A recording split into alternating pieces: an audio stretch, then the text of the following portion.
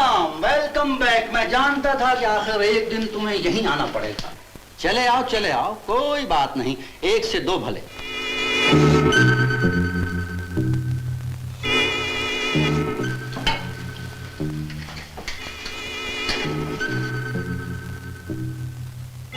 लेकिन अब की बार मेरी कीमत पर। ये देखो, तुम्हारी जगह किसी दूसरे ने ले ली है। वो जगह उसे ही मुबारक हो। मैं अपने पिछले बोनस की बात करने आया। बोनस मजदूरों के लिए होता है, खिलाड़ियों के लिए नहीं। सुना है हाथ की सफाई दिखाने में तुम्हारा कोई जवाब नहीं था दोस्त। राजा पार्टनर, अरे हमारी भी कुछ कम नहीं। अचानक माँ की हालत बहुत खराब हो गई है और डॉक्टर का कहना है अगर फौरन ऑपरेशन न किया गया तो बचने की कोई उम्मीद नहीं और ऑपरेशन के लिए रुपया चाहिए। बेशक हर चीज के लिए रुपया चाहिए। तुम्हें पालने के लिए भी रुपया चाहिए था और अब इसे पालने के लिए भी। कान बहरे हो चुके हो तो फिर से सुन लो। मैं अपना पुराना बोनस मांगने आया हूँ। खैरात फिर कभी। ये जुआ खाना है, माल लगाओ और माल बनाओ।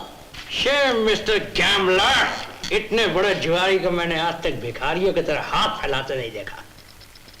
तो चलो बांटो पत्ते, देखें कौन किसको भिखारी बनाता है। माल निकाल। उधार रहा। ये कैश का धंधा है दोस्त, बनिए की दुकान नहीं। हार गया तो जिंदगी भर गुलामी करूंगा। तुम्हारी जिंदगी की कीमत ही क्या है? सुना है आजकल जूली के टुकड़ों पर पल रही है। खेलो राजा, ये 2 तोला सोना है, इसकी कीमत डालो। जूली, उठा ले लॉकेट वापस। नहीं राजा, खेलो ना, खेलो। अरे अगर सच्चा सोना हो तब ना। रख दे लॉकेट बीच में। और बात 400 रुपए का है। मैं इसकी कीमत 200 डालता हूँ भैया। बांट, तुम बांटो। अच्छा,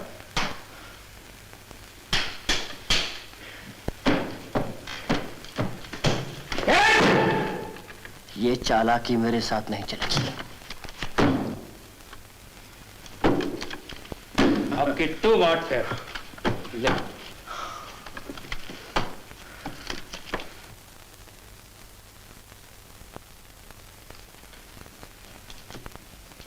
हार जा, यह चालाकी मेरे साथ नहीं चलेगा। अब भी शक हो तो दोबारा बांटो। हाँ, दोबारा बांट। Thank you Jesus.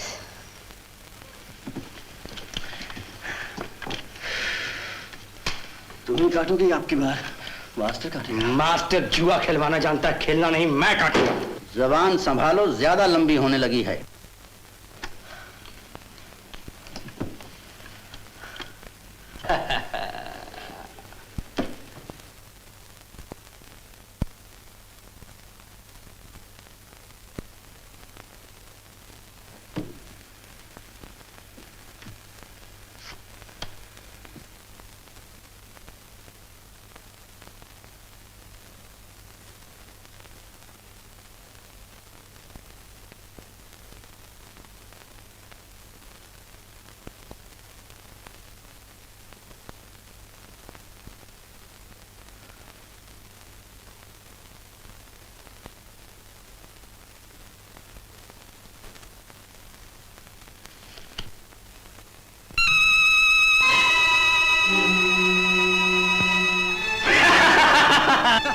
जीसस, मैं आपकी बात वहाँ मांगना क्यों भूल गई?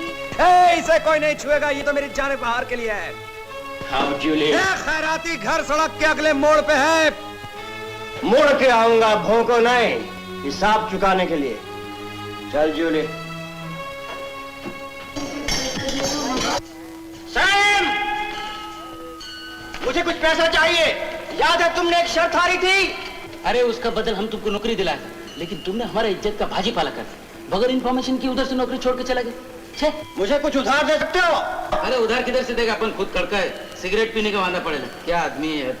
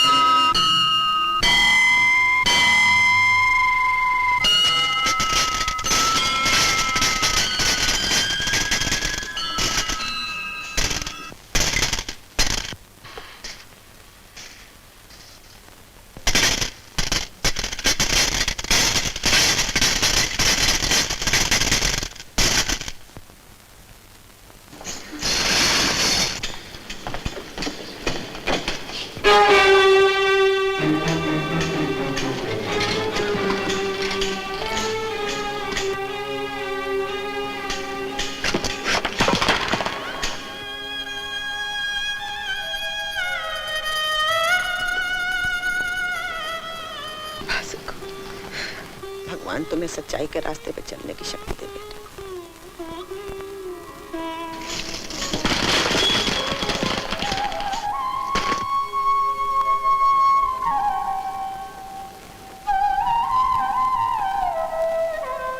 रो मत मेरे बच्चे।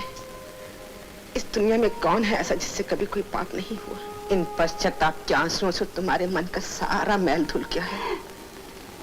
माँ का आशीर्वाद ले लो। भगवान के शरण में जो भी सच्चे दिल से आता है उसके सारे संकट दूर हो जाते हैं।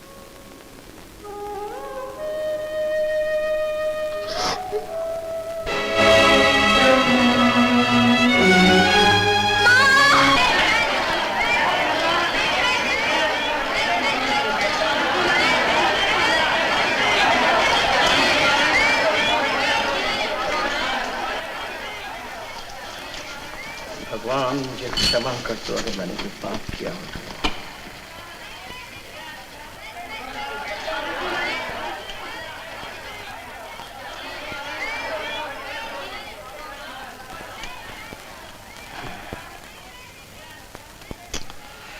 क्या मैं समझूं भगवान कि तुमने मुझे क्षमा कर दिया?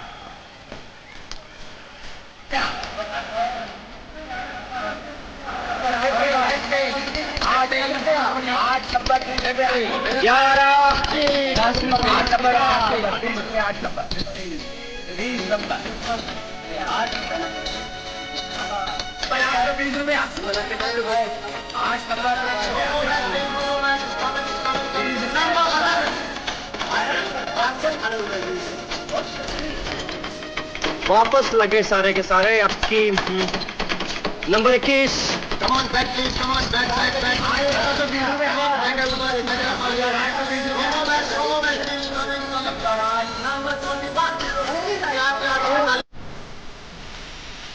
अब किसकी बारी है बांटने की? अब न तेरी न मेरी, किसी और दिन बांटेंगे। मिस्टर गैम्बलर, मैंने आज तक किसी बड़े जुआरी को पीठ दिखाते नहीं देखा है। नहीं उठने दूंगा जब तक एक लड़की की अमानत वापस न ले लो। रख देने के उन्हीं हाथों से उतार कर वो रॉकेट इन हाथों से पहनाया है उस गर्दन पर। फिर आजा, तुझे अपने लफ्ज वापस लेने होंगे। ये ले। दोस्तों, ये आखिरी और फैसला कुन था। इस 400 रुपए के लॉकेट के एवज में एक कमीने गैम्बलर ने 200 रुपया लगाया और जीत लिया। लेकिन मैं इसके एवज में 400 रुपया छोड़कर जो इसकी असली कीमत है आज रात का जीता हुआ पूरा माल लगाता हूं। शायद आप कहेंगे कि मैं पागल हो गया, लेकिन जुआ खेलना ही एक पागलपन है और असली जुआ खेलने वाला खिलाड़ी होता है, मजदूर नहीं।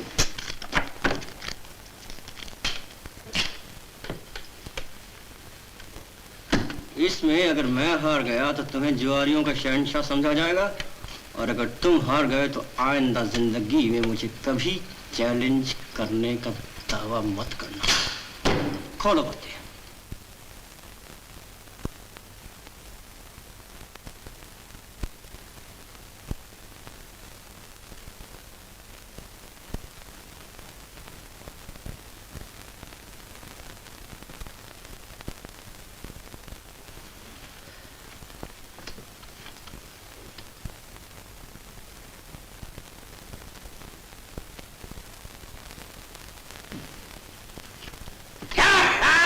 Mr. Gambler, आओ।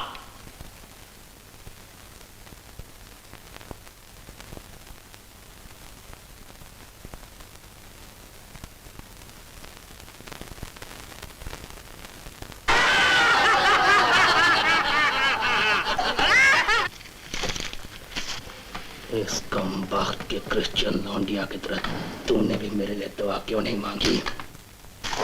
ये मत कहना कि जीत के भाग खड़ा हुआ, और मेरा बोनस जो भी मालिक है इस जुआ खाना के रख ले अपने पास खैरात के तौर पर। अरे क्या फटका चलाया राजा तूने? एक हफ्ते से हमें लूट रहा था, तूने हमारा बदला ले लिया पार्टनर। फिर किसी दिन समझ लूंगा। आज किस्मत ने किसी बेवकूफ का साथ दिया है। वो तो सिर्फ बेवकूफ है, तुम गधे हो गधे।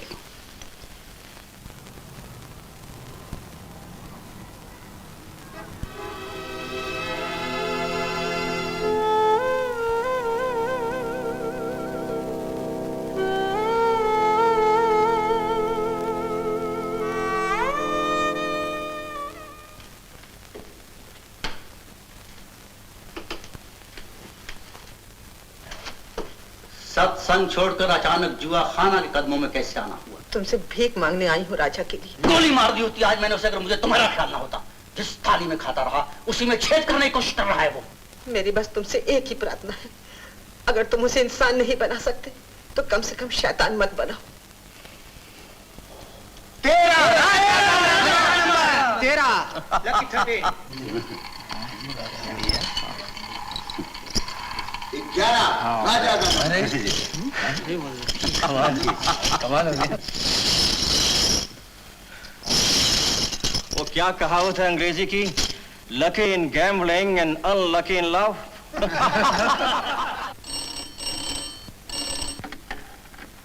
शाम को 6 बजे देश सुधार सभा में पहला भाषण आपका है।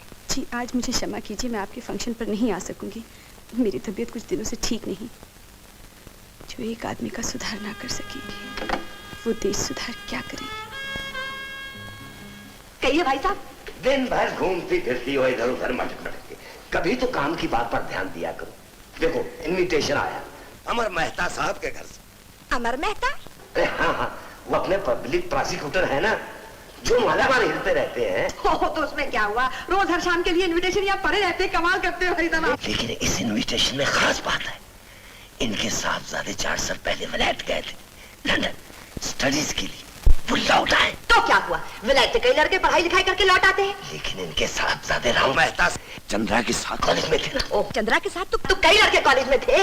ये लड़का तो अपने घर में आया जाया करता था, चंद्रा के 6 साथियों में था, तुम्हें याद नहीं? ओहो, वो राम, वो अपना राम। हद हो गई है। अब आई बात समझ में, जरा अपना वजन कम करो तो बात जल्दी समझ में आ जाएगी। समझ में आती जा रही है आहिस्ता आहिस्ता।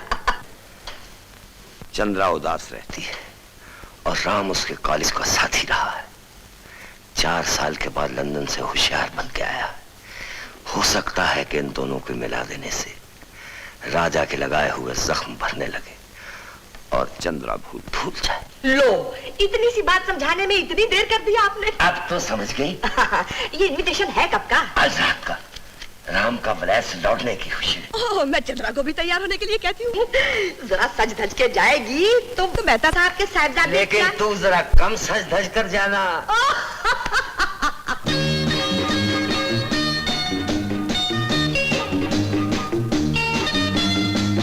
काफी सजाया है वकील साहब ने टेरेस अपने बेटे की वापसी के ऑनर में। मुबारक हो वकील साहब,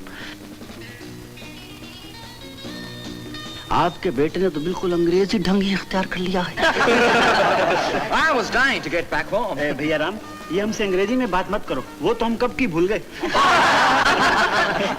आपका बिजनेस कैसे चल रहा है मास्टर साहब? बस गनीमत है वकील साहब, वफादारी नहीं मिलती, थोड़ा धोखा भी खाया हूँ, लेकिन जब आपको देखता हूँ।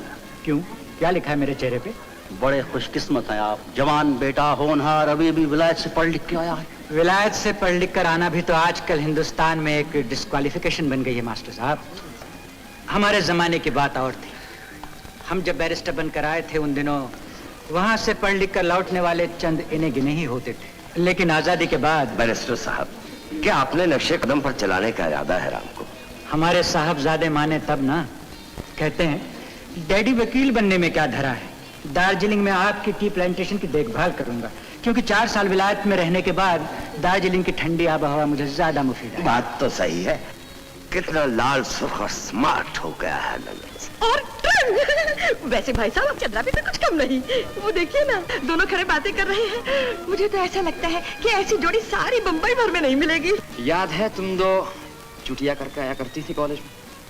हम 4 बरस विलायत में तुम्हारे वो नक्श नहीं भूले। आप देखकर डिसअपॉइंटमेंट हुई क्या? थोड़ी सी। पाँव जरा धरती पर ले आइए, बिल्कुल वैसे ही नजर आऊंगी आप।